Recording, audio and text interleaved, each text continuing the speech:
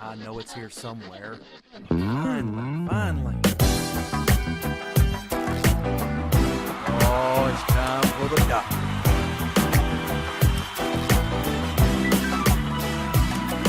You're listening to Dr. Bill, the computer curmudgeon. Take it away, Doctor. Well, it's that time again, and the doctor is in. It's time once again for Dr. Bill, the computer curmudgeon. And it's a new year. Happy New Year. Yes, I actually was supposed to do a show long before this. Okay? But there was Christmas. And then there was after Christmas. And then there was stuff after Christmas. And then there was New Year's. And then there was stuff after New Year's. But anyway, lots of stuff. But stuff was going on, so I put it off till now. Okay, so bear with me. Okay, by the way, you like my jacket? This is my leather jacket. This is my motorcycle jacket. It's a little bulky. It's kind of bulky. But it's warm. Yes. Ooh, I hit the camera. I didn't mean to do that. Sorry, guys. Anyway, so if it sticks out a little bit in places, it's just because it's big and bulky. I used to wear this when I was much bigger. Yes, well, another story for another time. But anyway, but it's warm. And I like warm. So, we're proud members of the Tech Podcast Network, techpodcast.com. If it's tech, it's right here on Dr. Bill, the computer curmudgeon. We're also proud members of the International Association of Internet Broadcasters. Yes. And I'm coughing.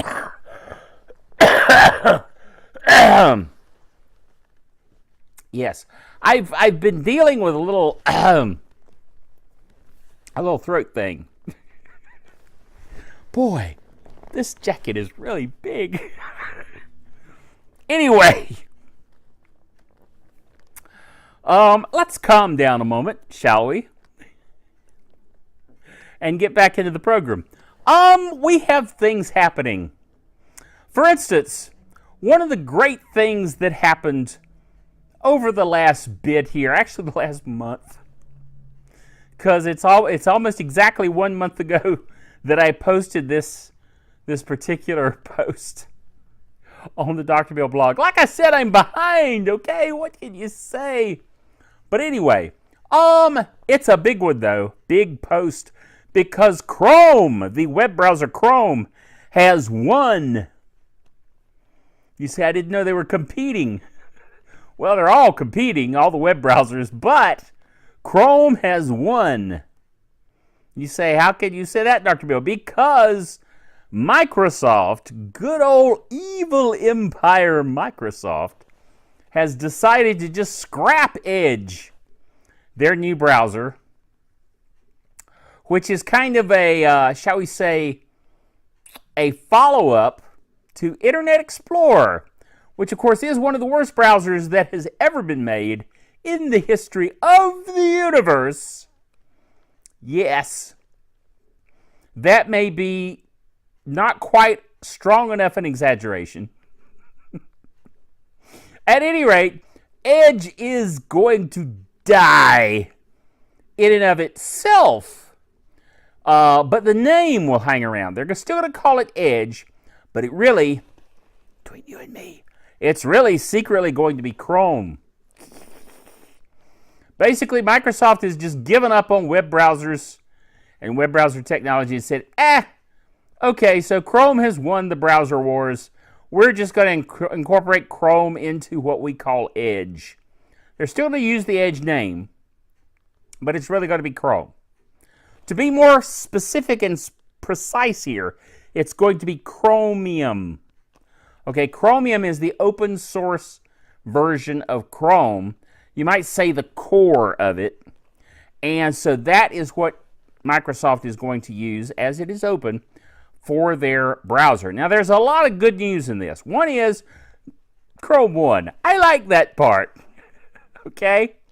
But But there's even more good news, and that is that Chrome winning the browser wars means that there won't be any more of this competing browser technology issue with this web page, doesn't translate as well as this web page in this browser, and so I got to use this browser.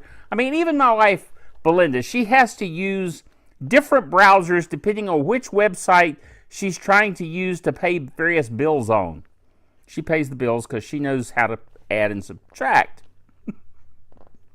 Not one of my strong suits, okay? And she's a math, thing is, her degree's in math. She's really good at it. Which is why she's fascinated by me, that I can't do math. I don't math, okay? I just don't. When I do, it's embarrassing. Anyway, the point is that she does all that, so she's dealing with all these different, web portals that she has to deal with. Now, I use Chrome for everything, but then I don't do anything exciting on the web, of that nature. Trying to use different browsers to do different things. I just don't need to. I use Chrome, that's it. Don't have any need for anything else, with one minor exception, which I will explain shortly. Okay? We'll get there, so hang in there for that. Anyway, so that's going to be good. The compatibility issues will be no more. The other thing is that Chrome, because it is not incorporated into the operating system, has not always been the snappiest of browsers. A lot of people complained about memory usage and CPU usage and so forth because it doesn't have the luxury of being built into the operating system like Internet Explorer and afterward Edge was. Well, Microsoft's now going to incorporate Chromium technology into their browser as part of the operating system, so it will actually improve Chrome's speed. That's cool. So it's kind of a double win in the Windows world. It's a big win because Chrome won the browser wars, but it's also a big win in that Microsoft, in giving in and using Chromium as the basis for Edge, is going to build that speed and technology into the operating system.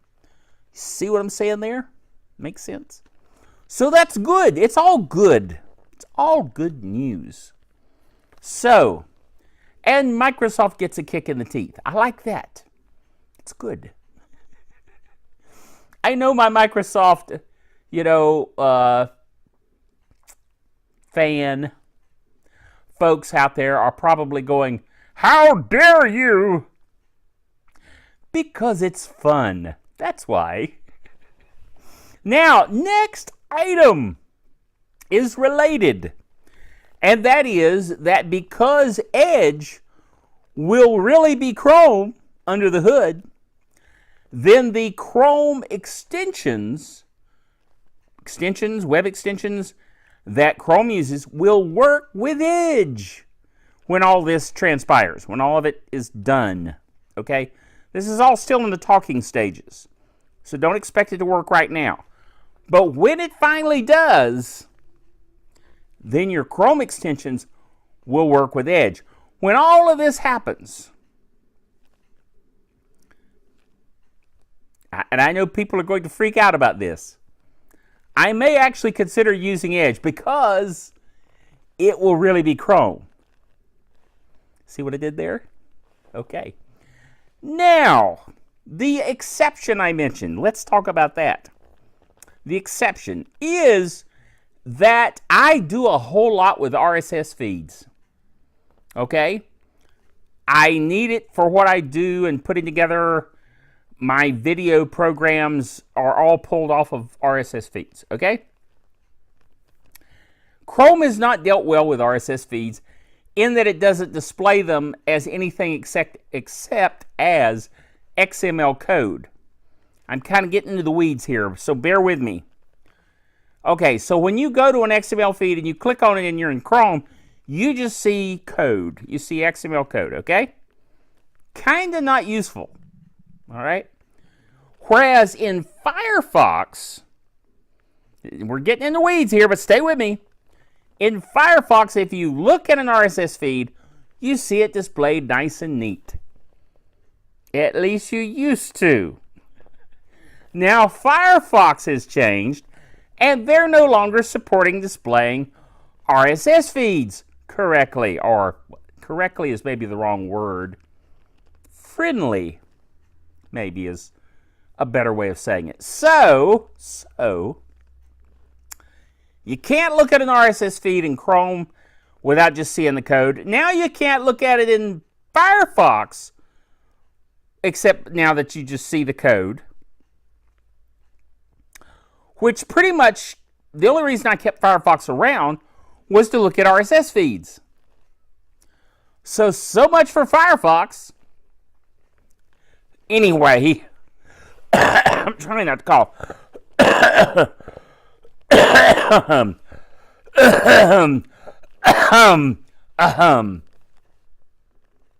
You see, that's what I've been dealing with. And my wife says, you're loud. And I am when I'm coughing. So sorry about that. Anyway, the point is I'm trying really hard not to cough. So what was I saying? So Firefox to me is now useless because I can't watch or see RSS feeds correctly in it. So I had to go on a search for something to display RSS feeds in a clean and happy way. And I found my answer. It's called Fresh RSS. Now, I'm not featuring it here on the program because it's highly technical to set up. You see, Fresh RSS is actually code that you install on a web server, and then you get a website that's pulled off that web server that is essentially an RSS software package that allows you to subscribe to all your feeds in Fresh RSS, and then you will see them displayed correctly in any web browser. Okay? Did that make any sense? The bottom line is, if you're not a webmaster, as I am, then you probably aren't going to install Fresh RSS because it requires you to be a webmaster, have a web server available, and install it. Okay? I did. It works for me. I'm fixed. Life's good. Okay? But you might say, but Dr. Bill, I want Fresh RSS. Well, you can get it. You just have to install it on a web server. Okay? Sorry. But it's great. Works for me. Works perfect for me. I debated whether to even demo it because, you know, most people aren't going to be able to install it. So I decided, yeah, I'll just mention it. Okay?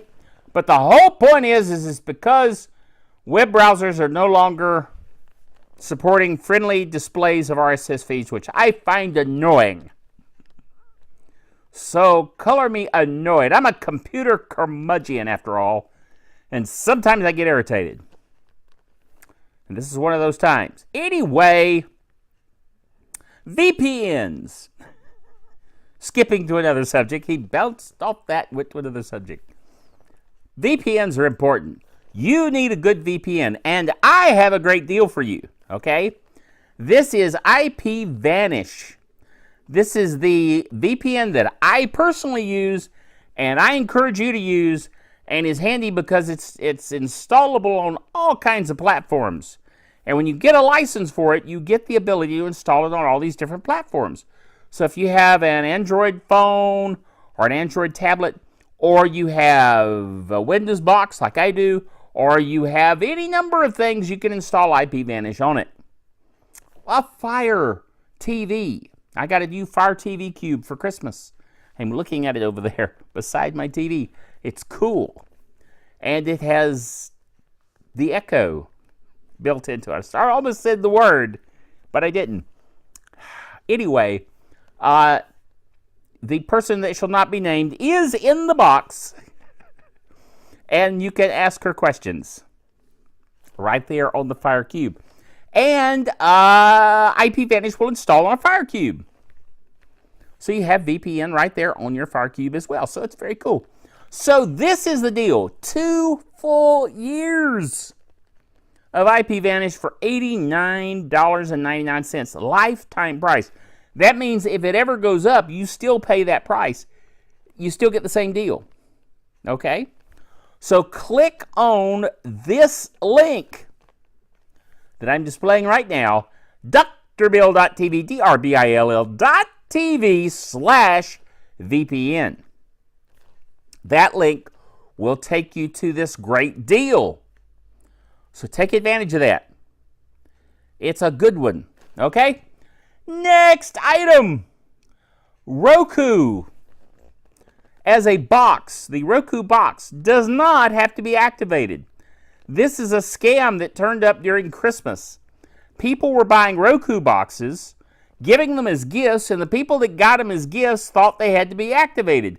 And there were scammers out there that were taking advantage of folks by activating the Roku box. You don't have to activate a Roku box. It just plain works. So get over it, folks. Be wise to that. Okay, now speaking of Rokus, there's a rumor. I love rumors. Rumors are fun. There is a rumor in cord-cutting circles that it may soon be possible to watch Roku content off the Roku app on your phone. Okay? Now, I think this is only for the Roku channel, which is a channel available on Roku, thus called the Roku channel, that has content in it that you may be able to soon see that right on your phone, which is pretty doggone cool. Okay? Now, next item. I'm going through them quickly because I'm taking a lot of time to talk about things like coughing and coats and things that don't matter at all. Okay? So I'm trying to move along. Okay. Chromecast. There's a Chromecast hack out there. People are hacking people that have Chromecasts, taking over the Chromecast and displaying on their TV that you should subscribe to PewDiePie's YouTube site. Why would you ever do that? I don't know. But these hackers want you to subscribe to this guy's site on YouTube.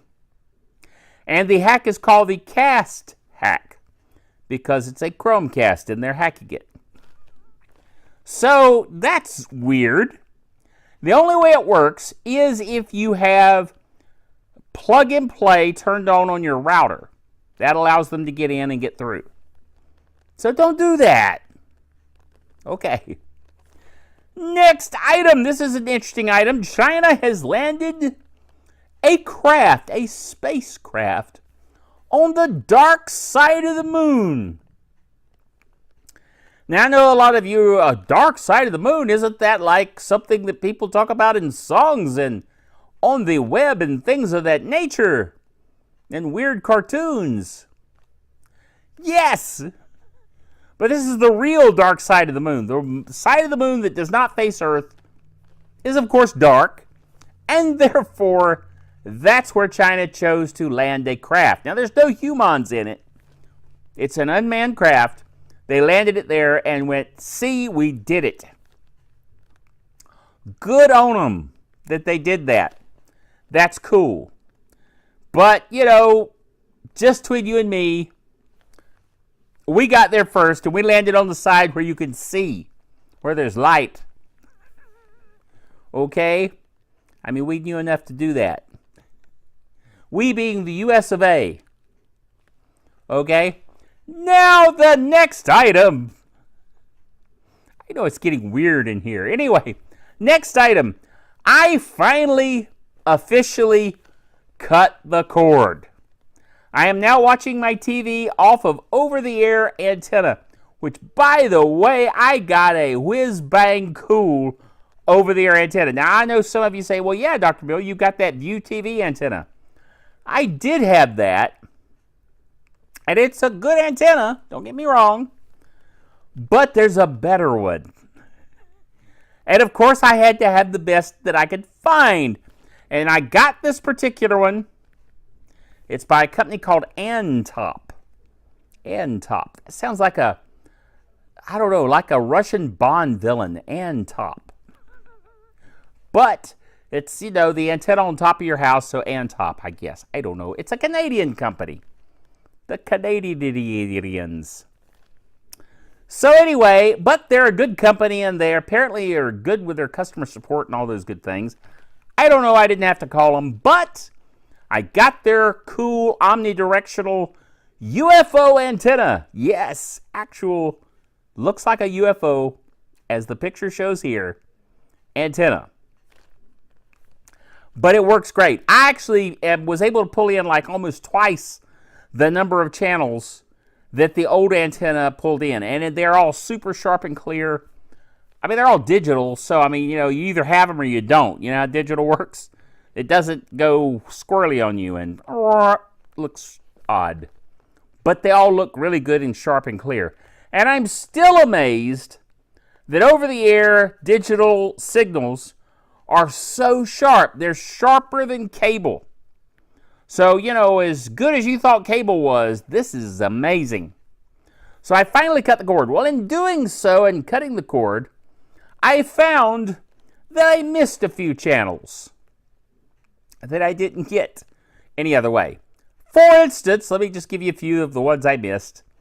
I missed what used to be called Velocity, that is now called Motor Trend, because at heart I'm a gearhead, and I like cars and motorcycles, and I just liked watching what is now called the Motor Trend channel.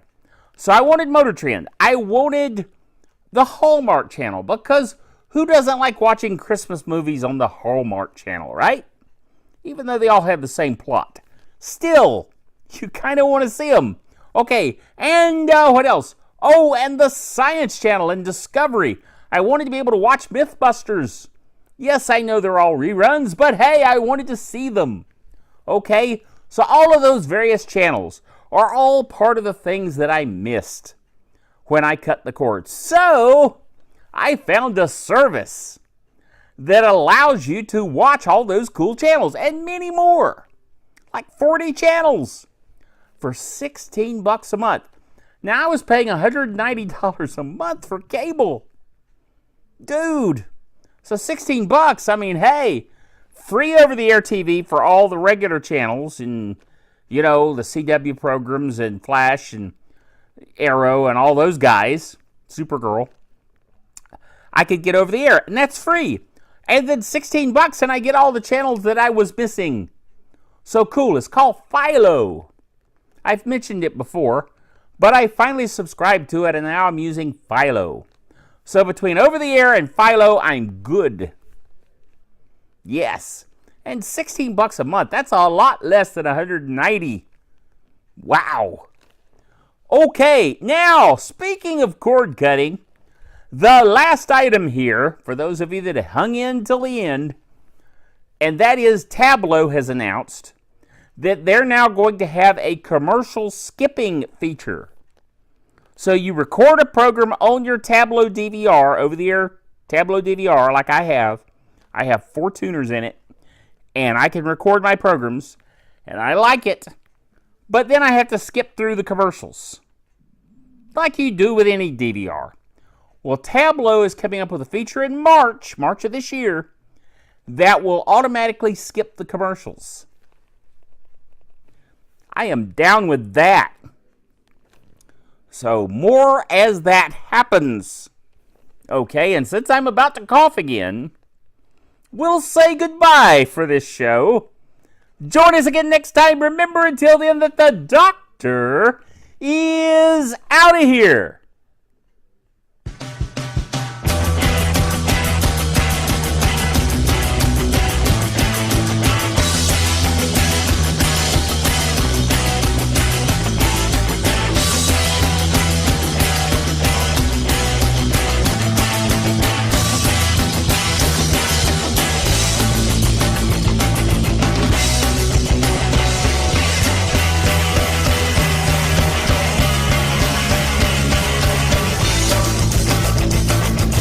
Dr. Bill, the Computer Curmudgeon, is a production of drbilldaily.net with all the honors, rights, and privileges thereunto appertaining.